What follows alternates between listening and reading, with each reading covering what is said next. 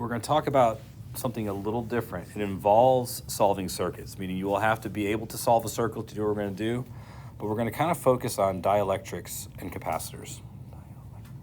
Dielectrics and capacitors.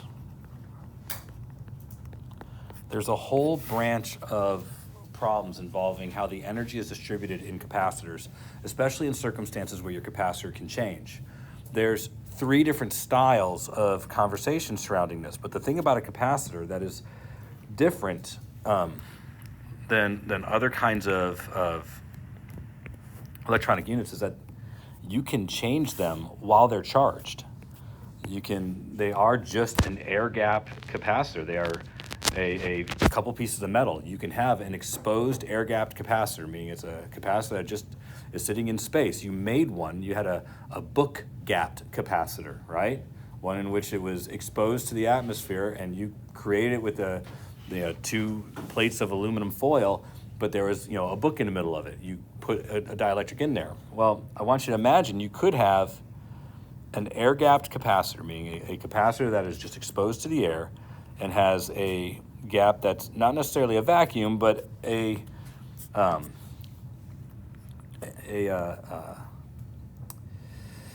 permittivity that is very close to a vacuum. What I mean by that is the permittivity of air is very close to the permittivity of free space. So when we say air-gapped, we're still kind of very close to the dielectric constant of a vacuum when we say an air-gapped capacitor.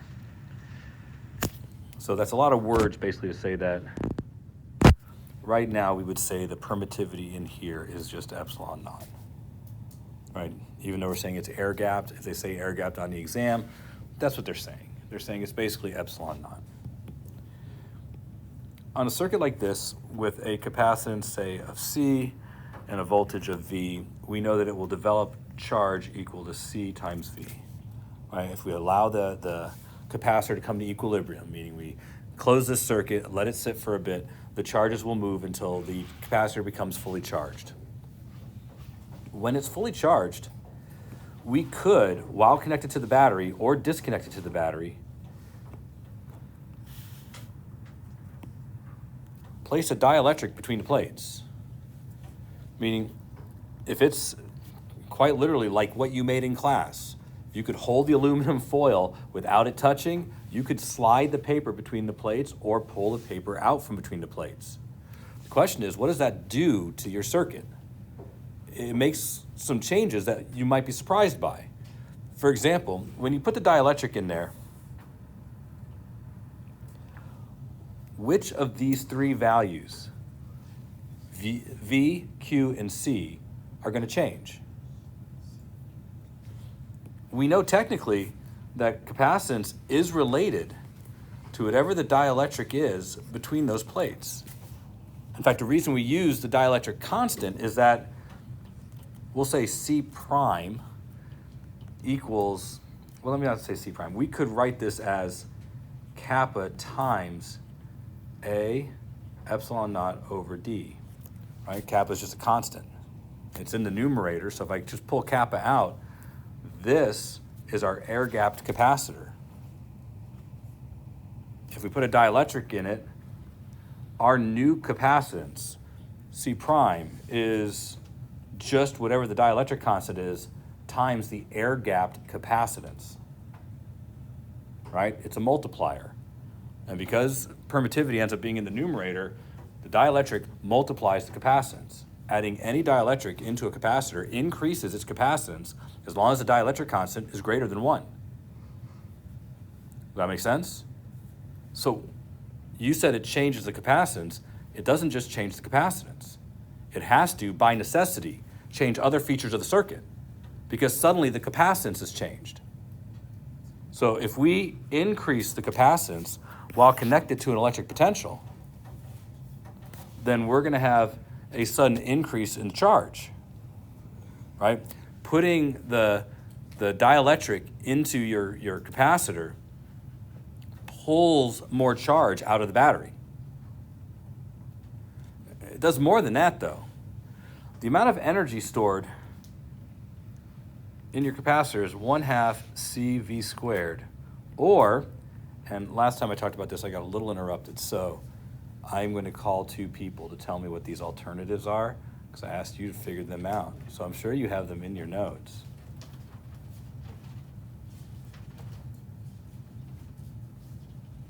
And there's a reason why I want you to have all of these. So Owen, what's another one?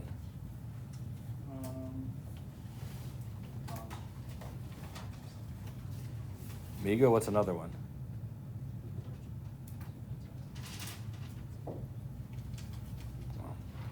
Ty, what's another one?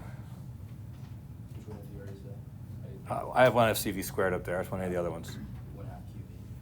1/2 QV. 1/2 QV, yeah. And Leo, can you give me another one? 1/2 Q squared over C.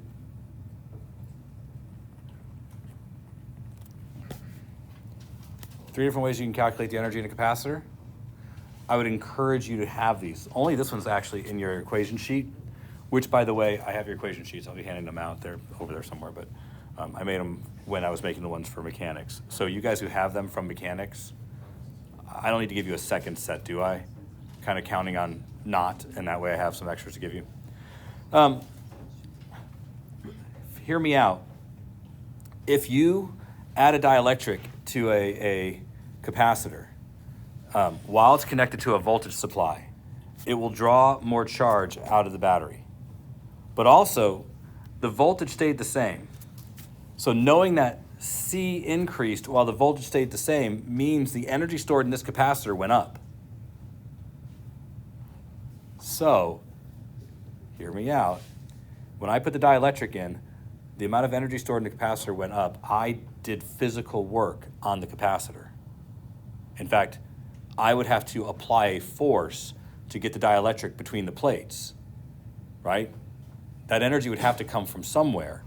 So I can mechanically control the amount of charges in the capacitor by pushing a dielectric between the plates or pulling the dielectric out. If I go to pull the dielectric out, the energy is going to go down. It's going to fight me on that. You follow me? So when you go to push when you go to push the dielectric between the plates, it increases the energy of the system, and that means you are doing work on the system. If you go to push a dielectric out from between the plates, the energy is going to go down. It will help you push the dielectric out because it's going to reduce the energy. So manipulating a dielectric does more than just change the capacitance. It manipulates charge and energy and requires work, or is something you can use to get work out of a system. All of those questions are questions you need to be able to do. But it's more than just that. Consider this one is pretty simple, and this is what I'm using as my example. But over here, we had to infer that a physical change to the capacitor also required a change in the charge. Because as the capacitance went up while connected to the electric potential, we had access to more charge, and therefore the capacitance increasing pulls more charge out of the battery.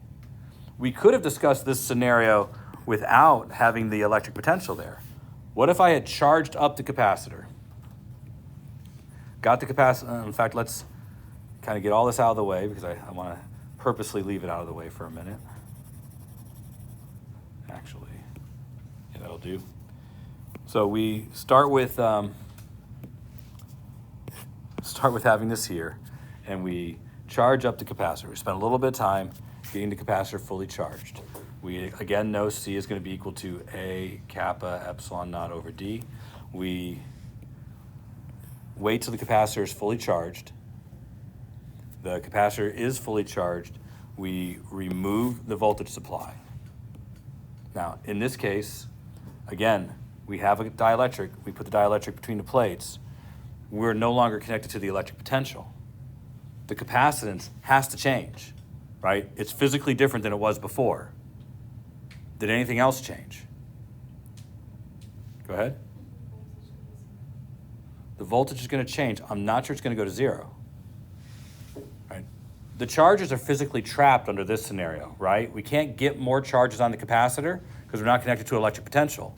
So under this circumstance, the capacitance went up. The charge had to stay the same. right? There's no place for the charges to go. So in this circumstance, voltage, which is charge over capacitance, the voltage had to go down. If the capacitance increased with the charge staying the same, the voltage had to decrease. The charges were stuck there. They couldn't go anywhere. So when I put the slab in there, I am physically altering the capacitor. It's going to be different. It's going to have a different capacitance. And the charge is stuck there. So what's happened is the electric potential on the plate suddenly decreases. It seems a little counterintuitive because you would think that the potential would stay the same, but has to happen this way because you have physically altered the capacitor. What you've done is you've changed the electric field between the plates. And because you've changed the electric field between the plates, you have altered the potential difference between those plates. The potential difference is still based on the electric field. So adding the dielectric reduced the electric potential, which meant that it also reduced the electric field between the plates. It had to. These are all things that are connected, and the things that had to stay the same. The charge had to stay the same because there's no place for the charge to go. So all the other alterations have to be a consequence of changing the capacitance. Yes, sir? So the dielectric makes it so that the charges can flow through more easily? Is that why the potential is lower? Because it requires less energy to move it? This one, relatively straightforward, but since we're examining it, let's stay examining it. And I'm going to have to pick on somebody. Which calculation for energy would be the best one to use here?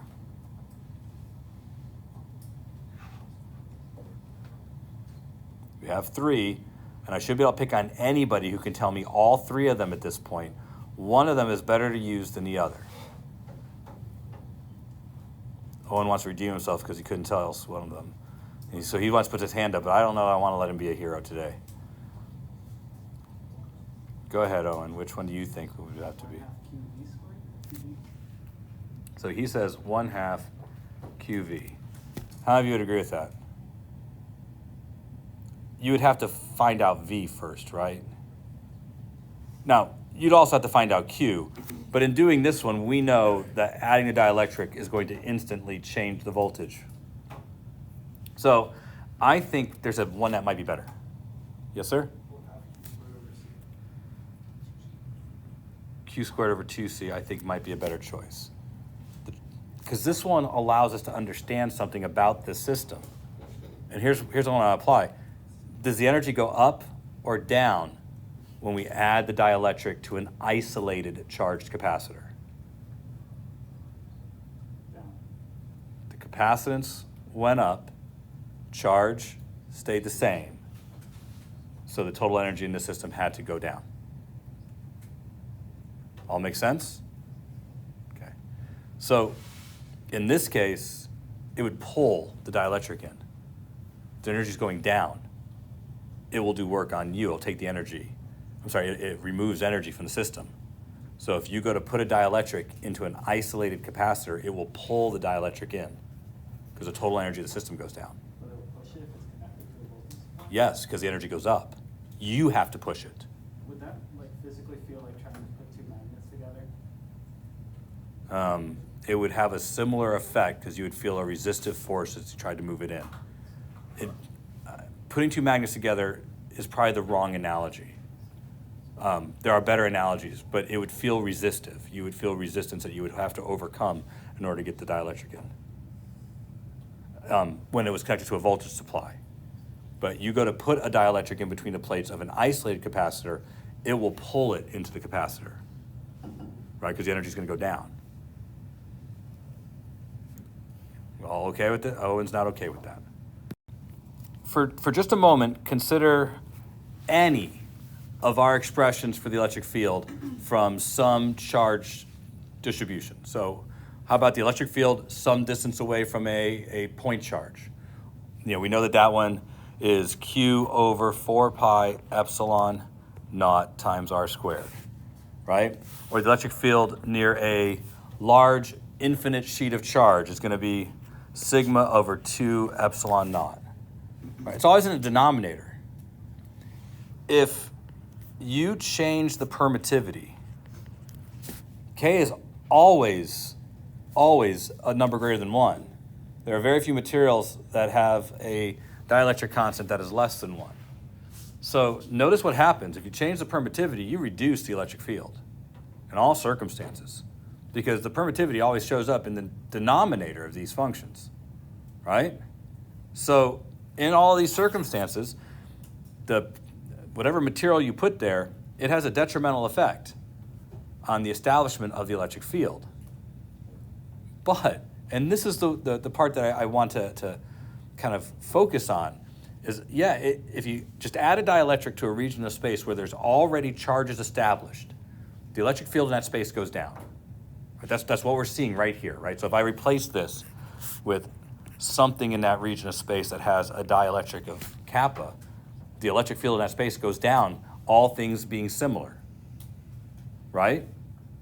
But in every construction of a capacitor, every one of them, epsilon's in the numerator. All right, so if you look at our cylindrical capacitor, spherical capacitor, or in this case, a parallel plate capacitor, they're all going to have epsilon in the numerator, all of them. So in all circumstances, you increase a capacitor's ability to store charge when you increase the dielectric, when you place a dielectric in between the plates. That's why all of these capacitors have some kind of dielectric in there. It increases the capacitance for the same size materials. And remember, part of that's because the charge being stored there is based on the applied potential difference. And all of those things are connected by the electric field here. So although a dielectric makes it harder to establish an electric field, it increases the capacitance. Now, consider this one. What if we have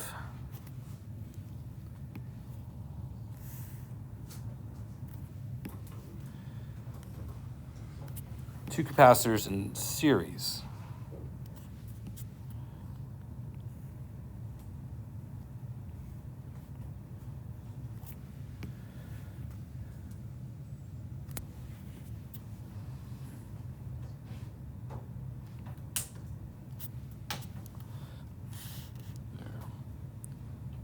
Capacitors in series,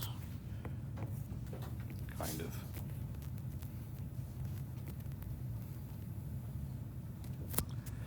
There we go.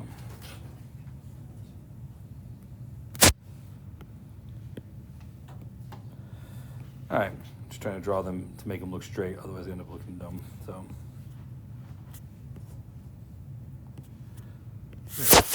now we're done. So take our dielectric again. Let's say that this is C1 and C2. And I have a single dielectric of a dielectric constant that's greater than 1. And I have it connected to a battery. Now, this one's a little different. If I put the dielectric only between one of the capacitors here, what do you think will happen here? There's more to think about. What do we know has to change? The capacitance has to change. We have physically altered the capacitor. So there's no doubt that that's one that I mean, you know, I'm saying it this way to make sure you understand the physicality of the capacitor has changed. So because you physically altered the capacitor, we know that has changed. I want to add a few things to our conversation here first. Notice I've been using the word isolated and charged. Okay. Isolated means that the capacitor is not connected to any other electrical device. A charged isolated capacitor means that it has had a potential difference applied to it and now has a charge on it. The amount of charge will be dependent on the circumstances in which it was connected. So I think you can imagine the possibility of a couple of different ways of arranging this question. There's the possibility of, say, We leave the voltage supply connected and we put the dielectric into the circuit. What happens to the circuit? Then there's the possibility of, okay, we charge up 2 capacitors and then isolate the system. What would happen if I then put the dielectric between the plates of just one of them? And then there's this possibility. I have the system connected to a potential difference.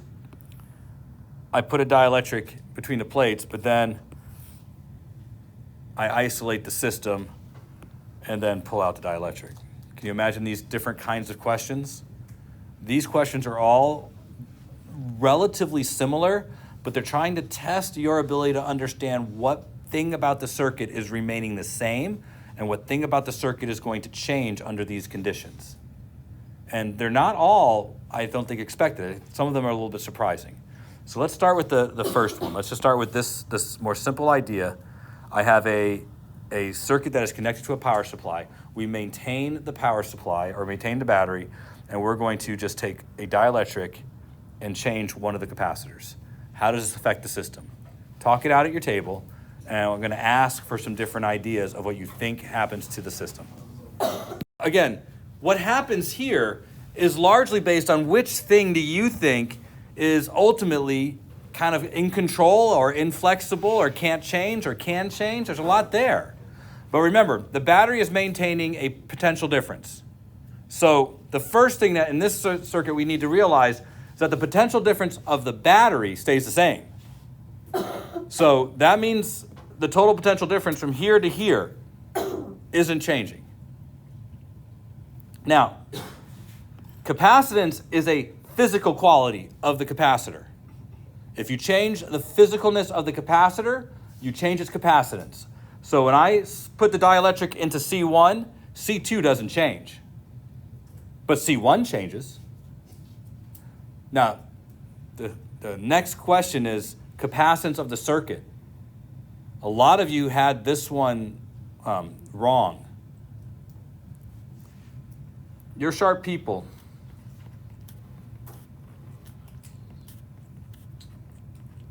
You know things. One of the things you probably know is that you could write this different if there's only 2 of them, correct? You could get common denominators. Right? Add them together this way.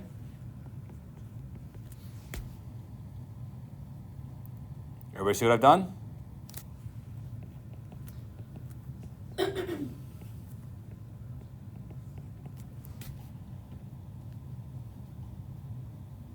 If C1 increases, the total capacitance increases. Right? That's pretty evident here. So when I add C1, I'm expecting the total capacitance to increase. The total capacitance is still less than generally C1 and C2, but the total capacitance of the system will increase.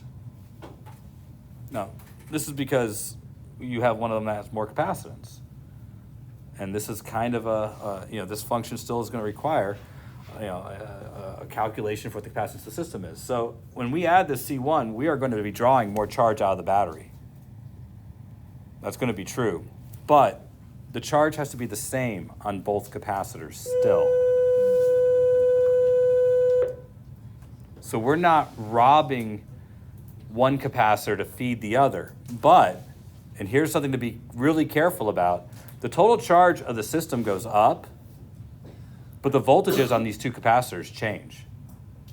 Because one capacitor now has a different capacitance, the distribution of voltage is going to change to favor that. It has to. And of course, you're still going to have a total increase of charge. Now, you understand we have several more of these to look at, right? We have to take this circuit, isolate it, and we haven't begun to look at what is actually harder, which is how this works in a parallel element. And you're going to see one of the problems with the parallel element tomorrow. I'm assigning your homework today, so be looking for it tonight, okay? You got enough for you.